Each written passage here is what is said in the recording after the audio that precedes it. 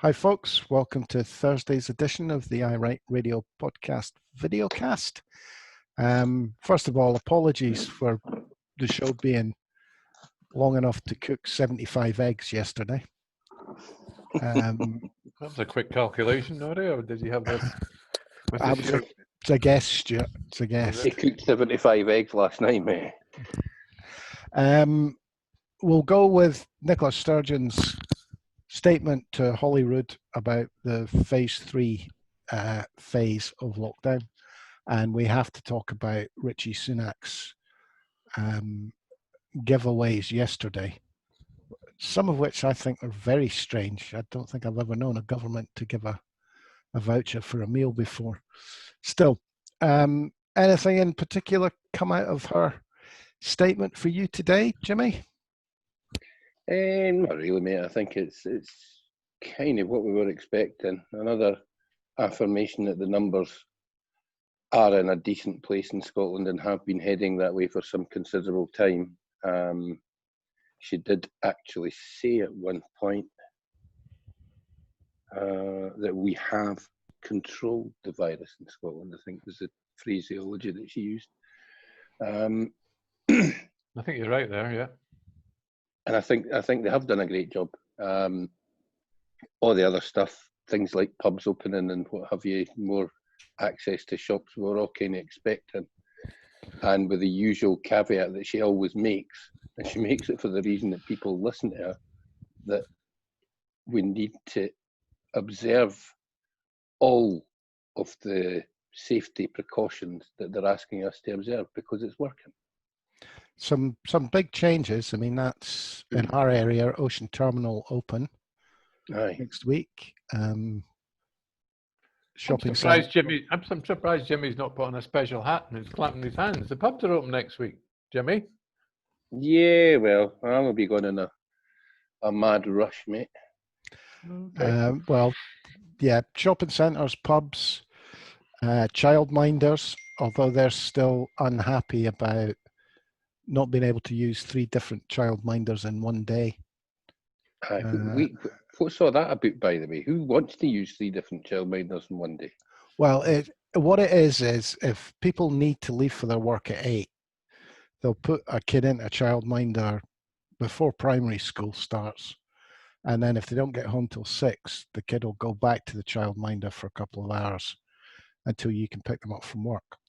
It is something I remember from my days as a feather before my bairns were up. Oh, I thought it was you as a grandfather. I thought it'd be more current. No, we just used to take the kid. My grandson just came to us, so there wasn't any ducking and diving really. But I mean, in that case, Bex would drop him off in the morning. He would go on to primary school. I'd pick him up from school.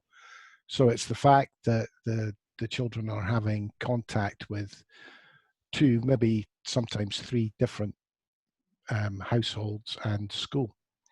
So from tomorrow, a new law, masks become mandatory, or face coverings become mandatory, but not in pubs.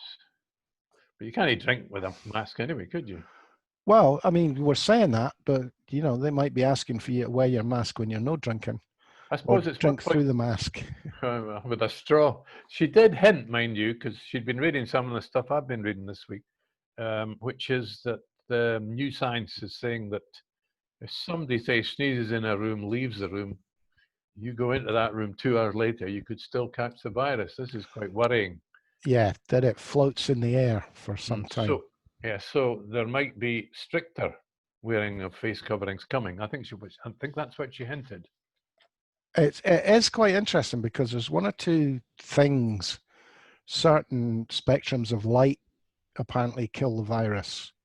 And then you've got ventilation apparently can be very useful. If you're turning the air over every 15 minutes or whatever, it cuts the risk of that sort of infection down. So expect to see various people offering you whoopee-doo anti-coronavirus fans and light bulbs. Aye, but let's be honest, mate. The only places that we know that have ventilation systems like that are labs. It works in labs because they've spent hundreds of thousands of pounds on their ventilation when they're building them. Anybody offering you something new that's going to do a similar job is selling you snake oil. Well, what about all those? What about all those recyclers, air scrubbers that they had used to have in for when pubs. people smoked in pubs? Could they not just modify them? I don't know if they would do the job. I always remember being in an airport where they had a smoking area where effectively while you stood, your cigarette burnt away because they had ventilation above you that basically sucked the air out of the room. No, I was told a long time ago that duty-free cigarettes were different from British cigarettes because they had saltpeter in the paper, and that's why they burnt away in your hand. Well, literally, you could stand with a cigarette there without taking a draw, and it would just go. I mean, you could feel this air. If you were wearing a kilt, you knew where the air was going. I believe you, Noddy. I believe you. It was some extraction system. Here, I did notice the First Minister was almost in a hippie love me do mood. She was talking about the success of the next phase will be all about love and solidarity. God knows where she got that from. She's come out with that sort of line before. You know, I mean, she's a child of the, I was going to say 60s, but what is she, a child of the 80s? Jackson Carlaw got his bum felt when he suggested that the lockdown quarantine shouldn't apply to the whole of Spain, that the Balearics and Canaries should be. Why did he bring that up? Because she went straight away, oh yeah. Well, he actually thought he had an answer when she turned around and said, oh, you think we should differentiate between different areas of the same country? And he turned around and said, but there's thousands of miles of sea between the Canaries and Spain. I thought, well, that's a reason that you would shut a border. That's a natural barrier. So you don't have to close that border. It's there. Aye, and there's certainly not 1,000 miles between the Balearics and Spain, is there? Well, the other point I was thinking was would be why you shut the border, because you didn't have a massive sea between Scotland and England. So I'm not quite sure he was thinking in depth about that. She took it. She got it on the neck from quite a few questions about aviation jobs. I noticed Barhead travel didn't get a mention today, but I was disappointed. She did have a bit of a.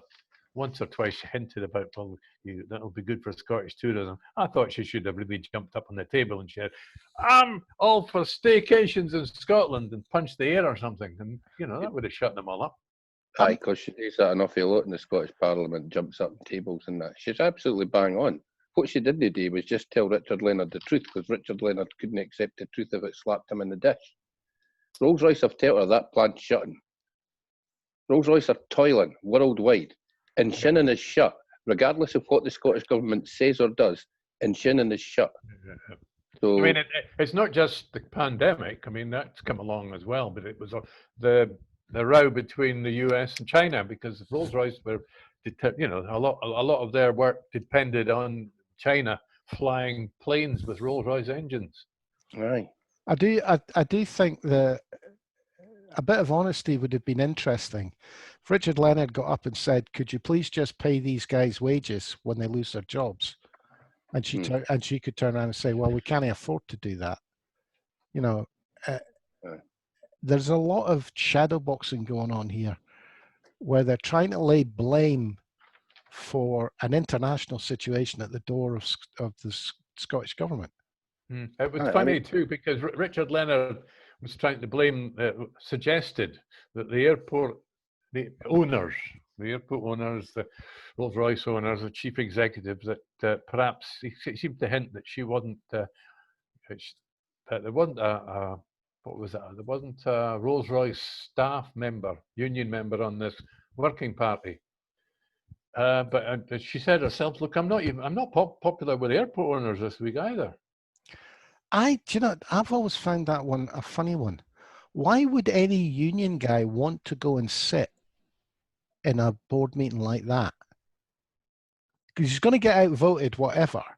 And at some point, somebody in the union is going to say, well, why didn't you put a stop to that? And he's going to say, oh, I was outvoted. Well, why were you there?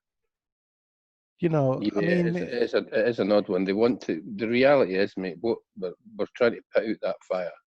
The whole working group is basically going to be saying, can we find ways to repurpose this site in any way, shape, or form, and find ways to employ these workers who are highly skilled workers. But if there's no work for them today, a highly skilled worker is of equal value to a broom with no heat. I mean, if there's nothing for them to do, I'm sorry, it sounds harsh, but it's just the reality. Rolls-Royce, the entire company might go under, and they're cutting jobs all over the world. So it's harsh, it's brutal, particularly if it's your job, particularly if you're a full-time union official that's been in there for 35 years. It's there. Jimmy, are you suggesting that we shouldn't have maintained saddlers?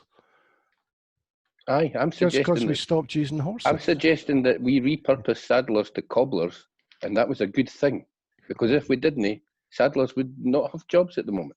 I used to go to a saddler when I was wee. I used to get my school bag extended as I went through as I got older. They made me carry more books to school. I was going to say, Jimmy, you sure that wasn't the Matrix? Matrix? No, I'm lost. I just used Just to because there's lots of leather straps doesn't he make them a saddler? All right, okay, all right. I liked it. One of her phrases, she said, look, I cannot snap my fingers and remove a global problem. She's talking about Rolls-Royce, but back on that. I mean, she's right. The other interesting thing about talking to her conversation with Richard Leonard, because it turned into a sort of love-in at the end, she tried to insist how much she loved him, didn't she? Well, they had the same aim, and that was saving jobs. Yeah, she made a big thing of that, actually. Well, they've got the same shopping list. They both need a haircut. Who was the Tory that asked the question about why aren't you doing exactly what England does? Who was that? I've got a question mark against that, sorry. I can't even remember. It shows you how important he is. But she got the opportunity to say, well, actually, why don't you ask why England isn't doing what we're doing, as we've got 5 times less coronavirus in Scotland? Yeah, I mean, she really how stupid the Tories are. She's really enjoying that at the moment, isn't she? She is. And I hope it doesn't backfire on her. The other phrase that I did take note of, though, was the note of caution that she popped at the end of her statement, where she talked about the almost inevitable challenges this winter. Aye. Certainly, the medical opinion certainly seems to be that come August, September, October, we could be in all kinds of bother again with this virus. Well, she is not reticent about bringing it up, that's for sure. I think she's brought it up every day at the press conferences. Okay, guys. Richie Sunas, you'll all be delighted to know if you go out and spend 20 quid on a meal, the government will pay for a tenner's worth of it. Aye, wonderful. If you're not going to go, if you're loaded, eh? It's great if you're loaded. You can sell your house and no pay much tax on it. You can go for dinner every day of the week and they'll give you a tenner off. For each of you, by the way, I believe it's not per household. Because I noticed somebody chucked a meme out there saying that for a family tree, you get 21.5 quid. The child component of universal credit or whatever it is. For a family tree, if you go out for a meal at Wetherspoons, you'll get a 30 quid voucher. 3 times a week. Monday, Tuesday, Wednesday. Poor people can only eat on a Monday, Tuesday and Wednesday. So that would be if you've got three of you. Well, if you're 4 of you, two parents and 2 kids, that's 4, that's 40. That's £120 a week you could save. Well, for the headline numbers, I suppose, according to Kate Forbes, I have to say, is that in supposed consequentials, 800 million for Scotland, actual money 21 million, because 780 million of it is national projects. Non-devolved areas are getting the money. So there's very little to the Scottish government to do anything different. Well, it certainly leads on. It leads on from the 1.5 billion to the arts, where we didn't get a share that is commensurate with the size of our population at that point either. Certainly seems to be the way that the British government is going to chuck a Union Jack on absolutely everything they possibly can. Do you have actual figures for that, Jimmy? I have, mate. Aye, it was 1.5 billion, which if we got our 8.5% would have been roughly about 133, and I believe something like 91 was coming to us. Because I saw a 97 million figure. Aye, it was, you're right, it's 97 it was coming. Aye, but it's a not inconsiderable figure that we missed out on, mate.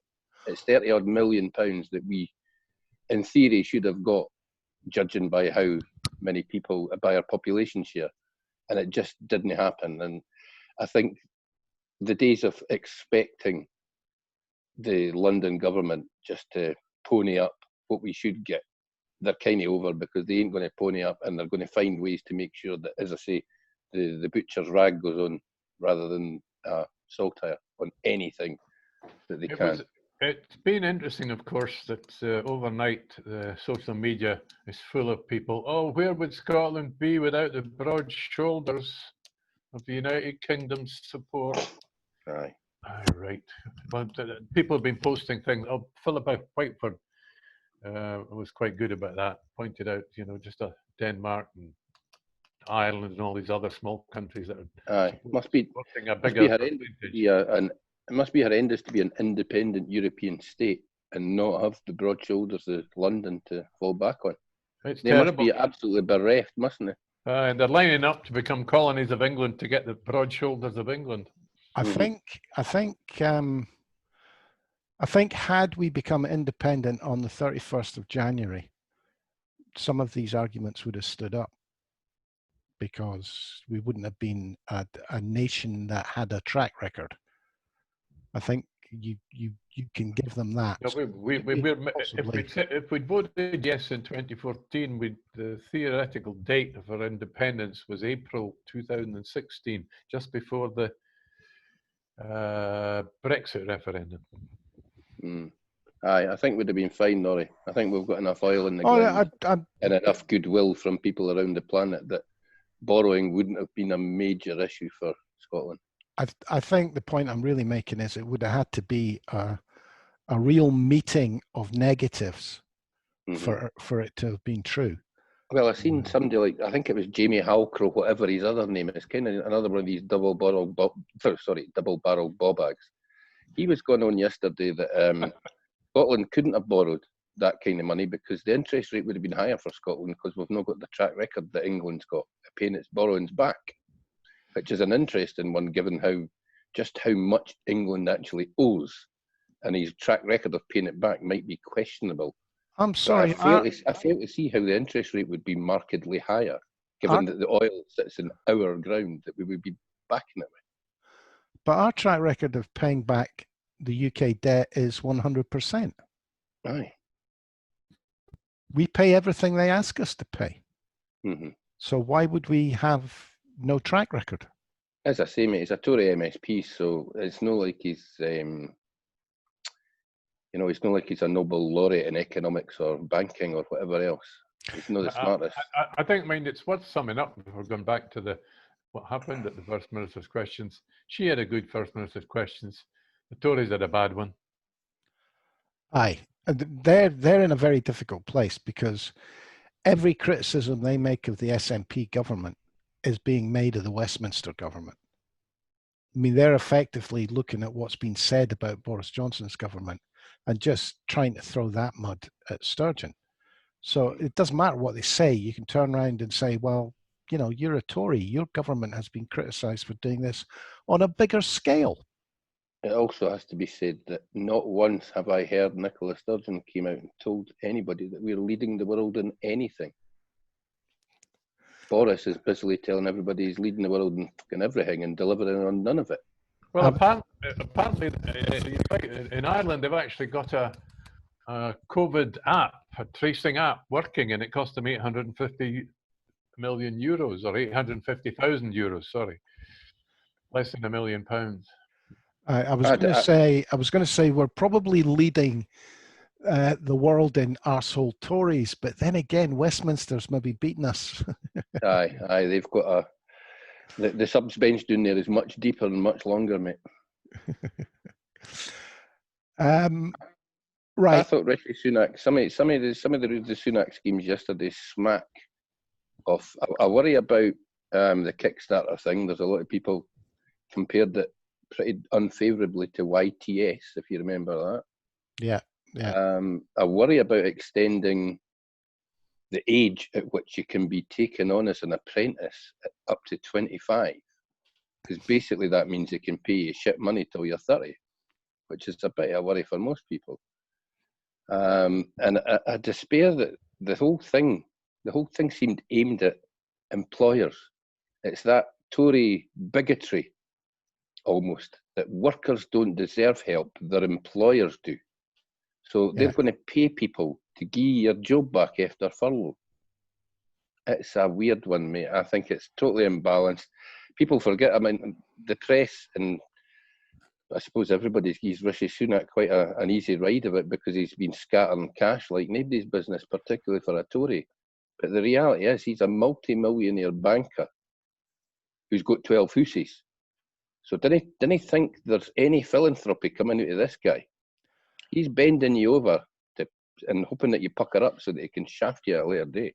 I do think that the step change here would have been had they put the money in the pocket of the working man, woman, man and woman, because they're the ones that will spend it.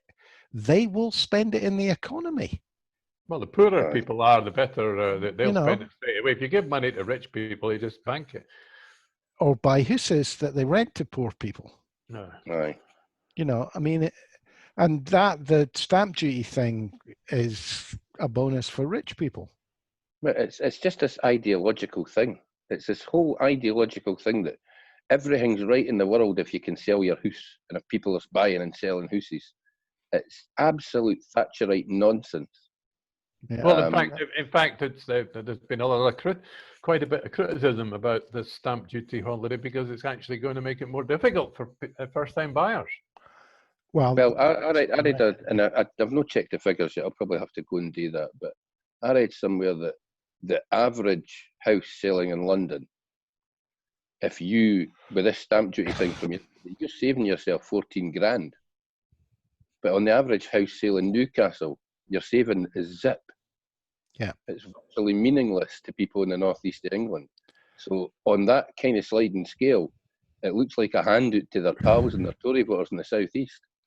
The VAT cut, which was much more than I thought it would be. I thought we'd be lucky to see a 10%, a cut to 10%, 5%. That could make quite a big difference. I think it probably will, mate, but it's till December, isn't it? Well, whether it'll make a difference to the punter, whether that 15% will actually be passed on a price cut, I don't know.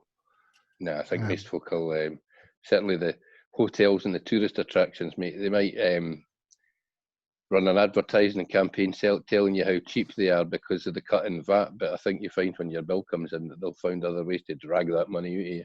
I do. I think it's another back pocket for the business community rather than the employed community.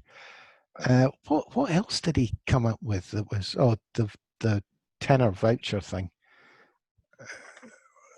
There was other bits and bobs, but nothing that was against it. Why will they not consider just putting money into the pockets of the poor who will spend it? It's anathema to the Tories to give money to the poor, mate. They hate the idea. I mean, I thought a lot of the stuff yesterday is open to fraud. And we're looking at a government. They've only been in office 6 months, 7 months. And we've already seen some huge capital transfer. You know, some of these ridiculous £108 million PPE order here, £500 million PPE order there, that are as opaque as an opaque thing because of the emergency powers. You can't find where the money's going. You certainly can't find But if you find out what company it's going to, you can't find out where the company's registered or who the directors are. I think we're getting absolutely robbed blind by this mob. So for them to even put a small amount of money into the hand of the working man, they're upset because they want their cut of that money. So this Kickstart thing, is that the name for their job, their youth job guarantee scheme? Yeah, you're a youth up to 30 years old now, as Jimmy says. And what is it going to work, and is it fair? Well, it's for 6 months. That's the first thing. That all? It's 6 months. I mean, it's not a long-term scheme. It's to get you through the winter. So is this effectively? So how does it work? Is this for people to hire, unemployed? It's the usual. They'll subsidize your wages by giving money to an employer to keep you employed for 6 months. What, this is just an extension, really, of the furlough scheme, is it? They've just reduced the value of it. It's a half-assed extension, yeah. It's not the best attempt at it. Try to see what I put in about it. I think I kind of ignored it yesterday because I thought it was, I kind of decided in my own mind as he was saying it that it was too close to the ITS for me to take seriously. And it's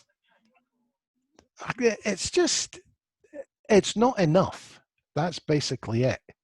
It's to be honest, I thought yesterday, when I sat and thought about it afterwards, I thought a lot of that was, you know, like the Kickstarter thing, it was basically smoke and mirrors. It was basically, here's something shiny, so stop looking at the fact that we're cutting off furlough in October.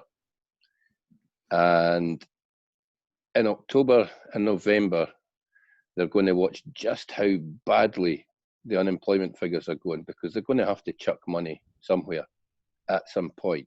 They're just not willing to make that decision yet, so they're pushing it back to the budget, which will probably kick in at about November time or something, won't it? Well, what if the suspicions of the First Minister are right, and that we have a second wave in the winter, and which means they'll have to introduce lockdown again? Yeah, that the big elephant in the room that the Westminster government are simply not talking about. I hope they're planning for, but they are not. Then they're bouncing the questions thrown at them about it. Is more lockdown. If the effect on the economy by a second lockdown, even regional lockdowns, it's kicking a man when he's down.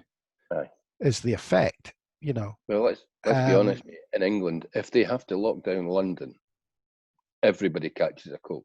If they have to have a second lockdown down there, the whole country cops for it. Regardless, we live what? Hello? Jimmy, you're frozen. He looks all right. It's just not saying very much. No, he's frozen. I don't know what's happened to him. Jimmy's point is that if Scotland manages to do what Sturgeon is obviously attempting to do, which is to avoid a lockdown, it'll be a very different story up here. It'll have to, if it gets to that stage, then a border control of some sort will be inevitable. I can't see it happening unless it comes from Westminster. Unless Westminster says, right, we're locking down England, it's just not going to happen. Well, we'll see. Anyway, I'm so glad that Jackson Carlaw got walked into his own trap about the Spanish, possibly different rules for the Spanish islands as opposed to the Spanish mainland. So we can now look forward to the Tories supporting different rules for Scotland and England. That'll never happen. There isn't a sea between us. He's got his built-in excuse. It's only if you've got a sea between you that you can differentiate. Right. Okay. Or you're another part of the world, might be a better way to put it. We'll see. The Aussies can do what they want. The Americans can do what they want, but the British have to remain as one. Yes, I mean, it's not as though there aren't places in Australia, lines on the map, where you've got one side of this main street is in New South Wales and the other side of the main street's in Victoria. No, these things never happen. Well, we've lost Jimmy. I'm not sure what we were going to talk about next, to be honest. Well, that we were going to talk. We really decided on two subjects today because we were such a long time spraffing yesterday. Have you got anything else that you want to bring up? Oddly enough, not today. For some reason or other, I've got nothing at all. Even when I've got normally I've got screens or something ready, but sorry. I was out this morning. Maybe that's why I went for a walk along the prom. All right, I'm going to have to try my walker today, I think. Yes. See, Going along to the links, will you? aye, probably. Just see how it helps or doesn't help. Anyway, with that, thank you, Jimmy Hutton, who's not with us at the moment, and thanks for being with us, Stuart. No bother. Call it a day. I'm Norrie Stewart, and we'll no doubt catch up with you tomorrow, which is Hat Friday. That's true, but I'll say bye-bye now before the end. Okay. Cheers, folks. Thanks for listening. Hope you enjoyed it.